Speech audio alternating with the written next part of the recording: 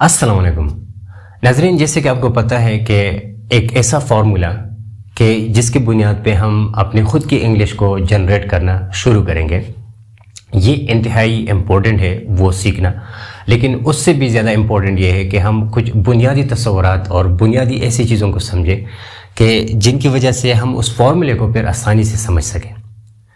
ठीक है, तो इसलिए हम कुछ ऐसे वीडियोस बना रहे हैं कि जिनकी वजह से आप इंग्लिश कम से कम अभी से स्टार्ट करें। पिछले वीडियो में आपने डू पे एक क्वेश्चंस और 2 आंसर्स बनाए थे। ठीक है, for example, do you take class, I don't take class, yes I take class. आज हमने उसी फॉर्मेट को लिखना है, लेकिन उस फॉर्मेट को थोड़ा सा लेंथन करना है। कैसे?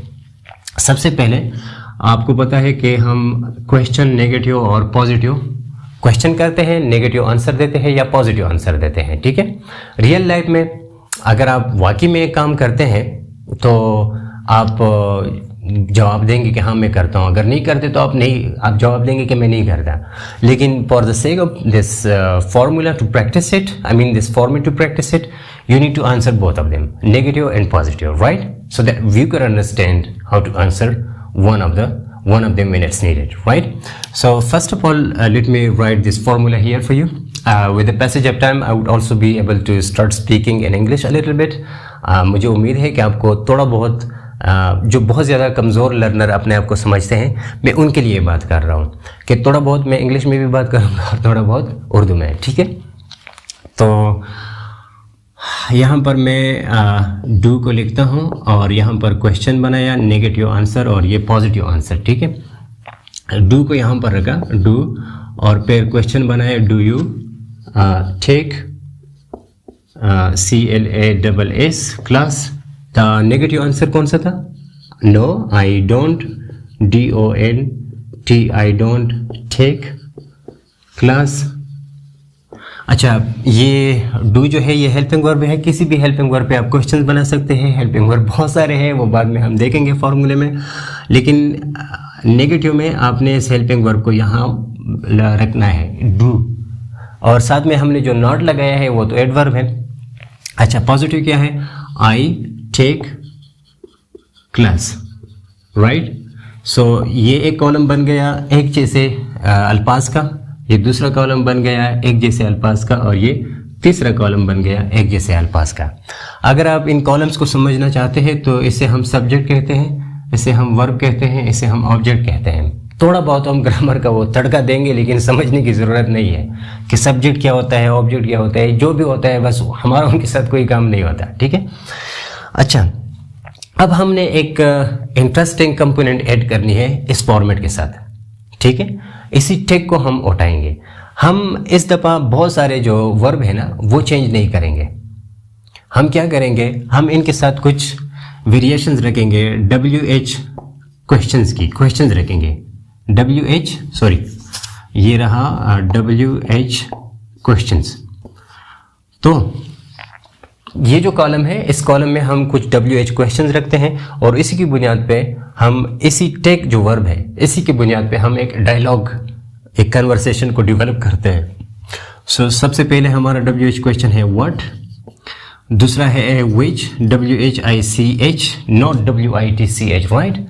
Okay, and the other one is when, where, WHERE, where, when, WHEN, when, और कौन सा है, how and why, और कुछ प्रोनाउन भी हम यहाँ पर रख सकते हैं कि अगर हम क्वेश्चन करना चाहें, like WHO who and home, WHOM home, and whose, WHOES, और ओके। अब यहाँ पर देखें सॉरी मैं अभी तरफ आ रहा था। अच्छा, डू यू टेक क्लास, हमने सिंपली क्या करना है, इन WH क्वेश्चन में से किसी भी एक लफ्ज़ को उठाना है और हम इसको रिमूव करते हैं। तो ये हमारे पास प्लेसेस है, एक ये है, दूसरा ये है और तीसरा ये है, मतलब 3 जुमले हैं ना।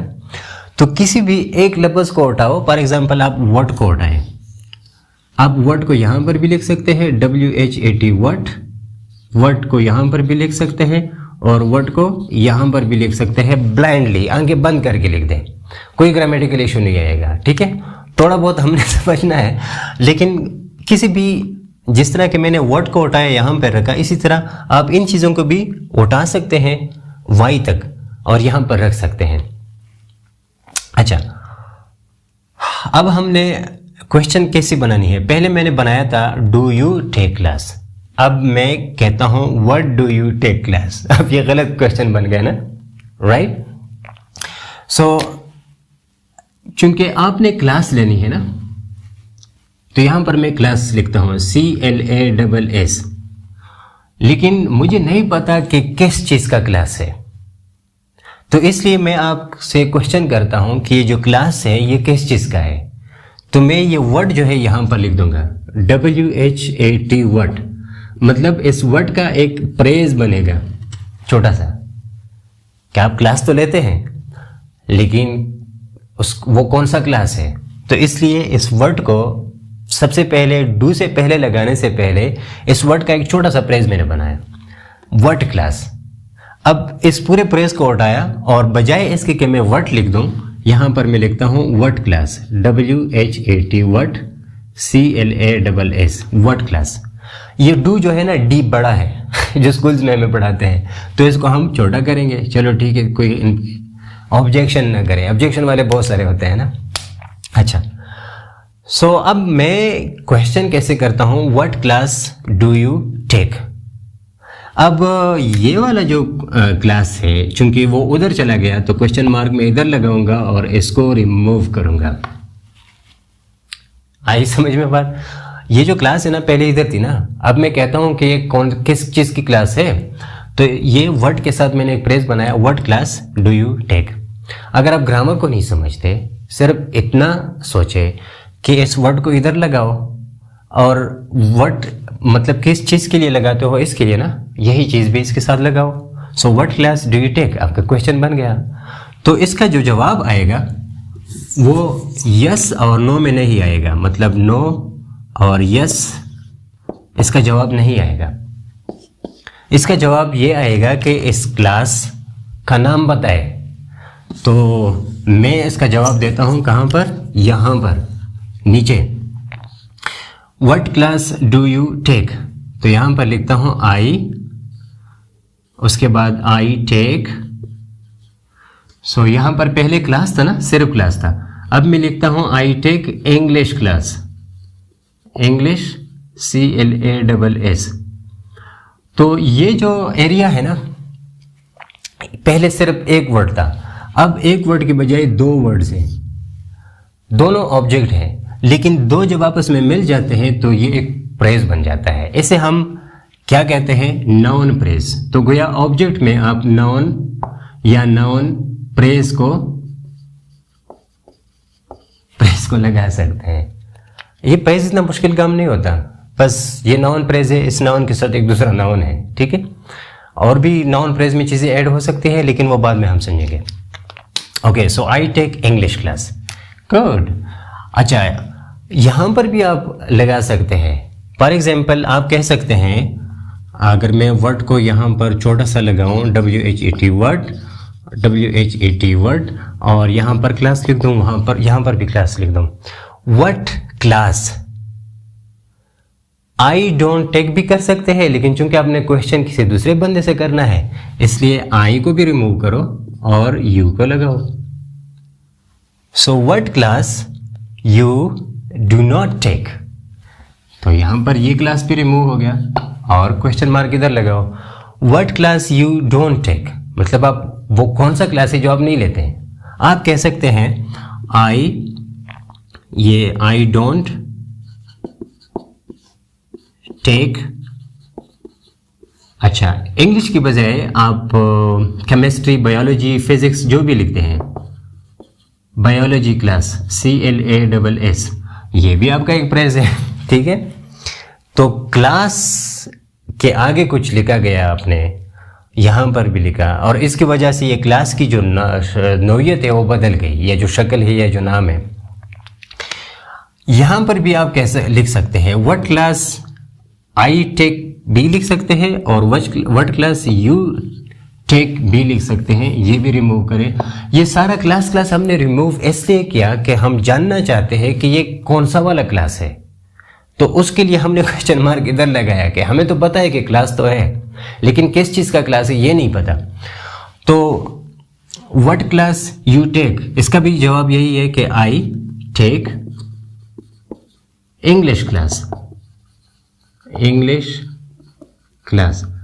आपके जहन में एक बात आया होगा कि ये ऊपर भी आपने जो क्वेश्चन किया इसका जवाब भी लिखा आपने आई टेक इंग्लिश क्लास, जो नीचे वाला क्वेश्चन आपने किया इसका जवाब भी यही आ गया। हाँ, ये आपकी मर्जी है कि जब आप क्वेश्चन करते हैं ये ऊपर वाले फॉर्मेट में करते हैं या नीचे वाले फॉर्मेट में करते हैं।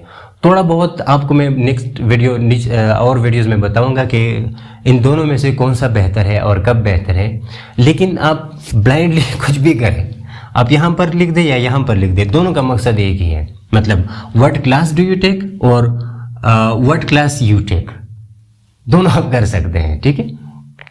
इसमें थोड़ा सा ये होता है कि आप इस बंदे पे ज़्यादा फोर्स डालते हैं कि असल में आप जो लेते हैं वो वाला कौन सा है, अपना बताओ, दूसरों का छोड़ो। और यहाँ पर इस बंदे पे ज़्यादा फोर्स नहीं है, बल्कि आपके काम पे फोर्स है, मतलब कौन सा वाला क्लास आप लेते हैं। तो आज के लिए इतना ही। नेक्स्ट जो हेल्पिंग वर्ब है उन पे इंशाल्लाह हम नेक्स्ट वीडियो बनाएंगे। Keep watching explain English. अल्लाह हाफिज़।